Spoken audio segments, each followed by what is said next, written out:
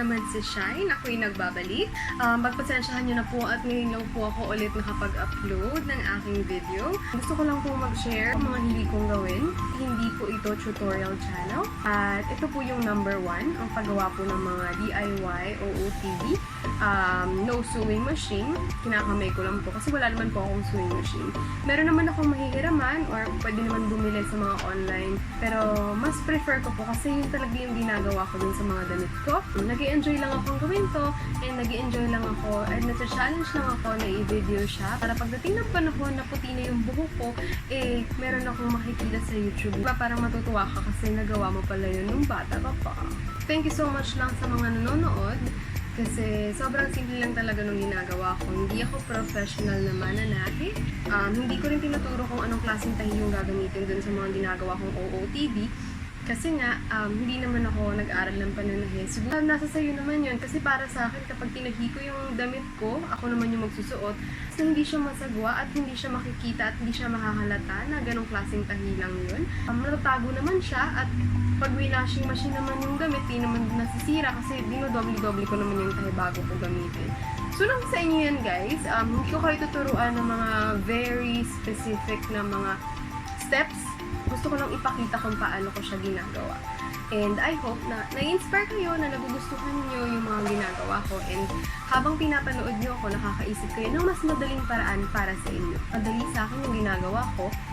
Pero habang pinapanood nyo ako, meron kayong naiisip na mas madali siguro kung ganito yung ginawa niya. And I'm happy for that. Kasi na-inspire ko kayo, nakaisip kayo ng mas madaling idea na mas magiging madali sa inyo kung kayo yung gagawa ng ginagawa ko. At masayang-masaya na po ako doon. So guys, ipapakita ko na sa inyo yung gagawin natin for today.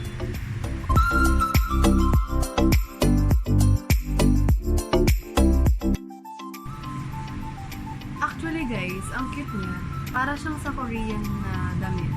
Cute naman siya, kaya lang guys, medyo malaki siya sa akin.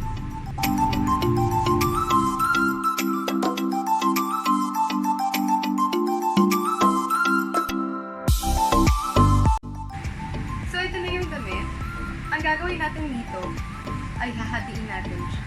Kadalasan ginagawa ko guys kapag hinahati ko yung damit, tinitiklop ko siya. Pero mas maganda kung ibobotonis ko muna siya. Kasi pag binobotonis, mas madali. At saka,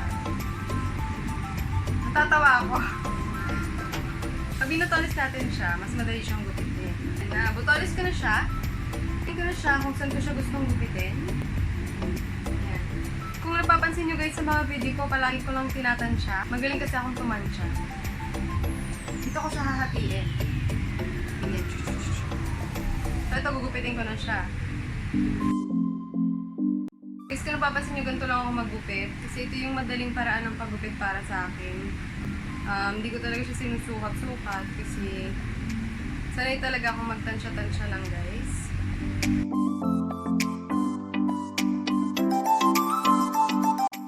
So guys, ito yung top. Nagupit ko na, naputol ko na. Ito yung kalahati. So, naputol na natin siya. Mag-focus muna tayo dun sa top. May mga sobra-sobra. Pwede mo siyang linisin, guys. New, guys. Marami sa Pilipinas ang mahilig mag-correct. Sa family namin marami. So, guys, ang next natin gagawin ay gugupitin natin yung top part. So, guys, ang plano ko gawin siyang parang off-shoulder. Yan, guys. So, gugupitin natin siya dito. Pag ganun. Okay, guys. Pag ganun yung gupit. Okay? So, ganyan yung mangyayari. Okay? So, gugupitan mo siya dito. Okay? Let's do this!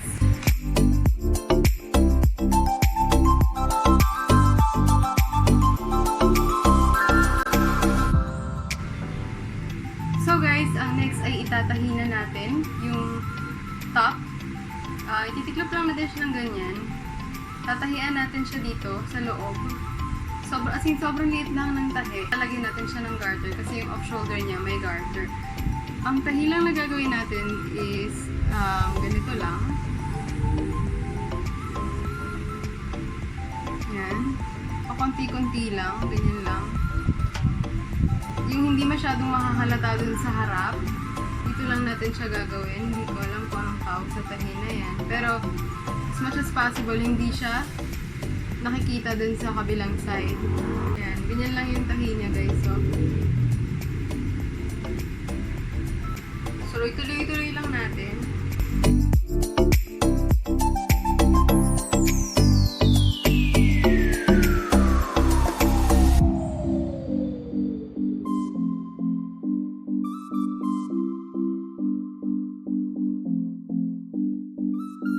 Ito, natahi ko na siya.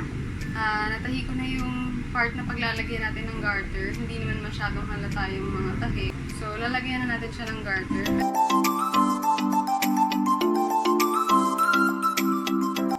Gaya ng palagi natin ginagawa, binubuhalan natin sa dulo. Kasi wala tayong perdible, pero kung may perdible kayo, mas madali.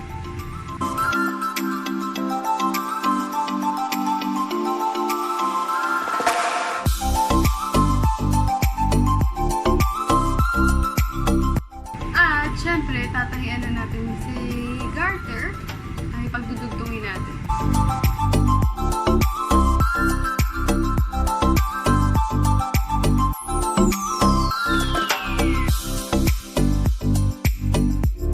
So, hi guys, ito na siya. Look, ang cute niya. May garter na siya sa top. Off shoulder pa garter na siya. And sa baba, lalagyan ulit natin siya ng garter.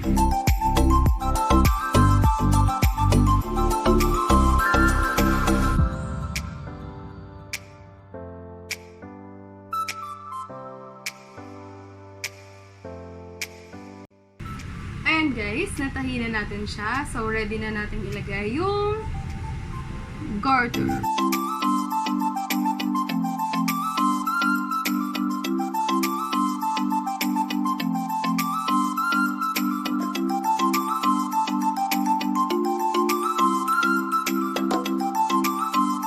So guys, tapos na tayo dun sa top. Look, may garter na siya sa top, may garter na rin siya sa baba. Okay, ito na tayo sa skirt. So, ganun din ang gagawin natin sa skirt. Lalagyan lang din natin siya ng garter. And, matatapos na tayo.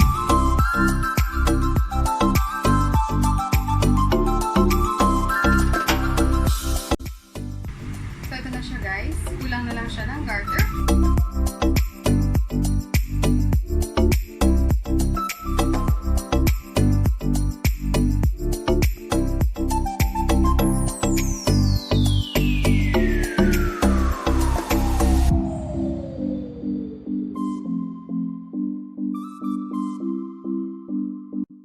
Natin yung skirt and tapos na rin natin yung top.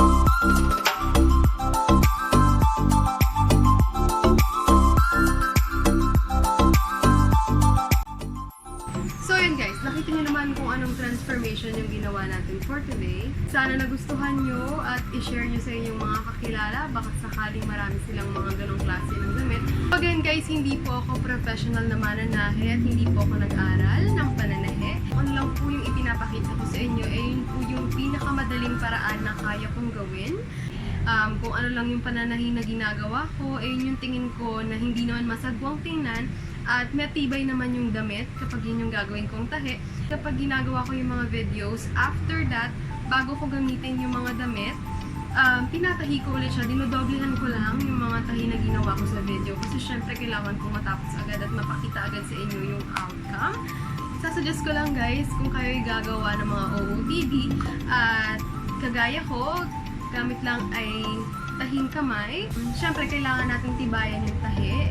At syempre, make sure naman na hindi masagawa yung tahi at hindi lang basta makagawa tayo. Syempre, tayo yung magsusuot nun. Syempre, kailangan maayos at maganda rin naman tingnan. So guys, thank you so much for watching this video.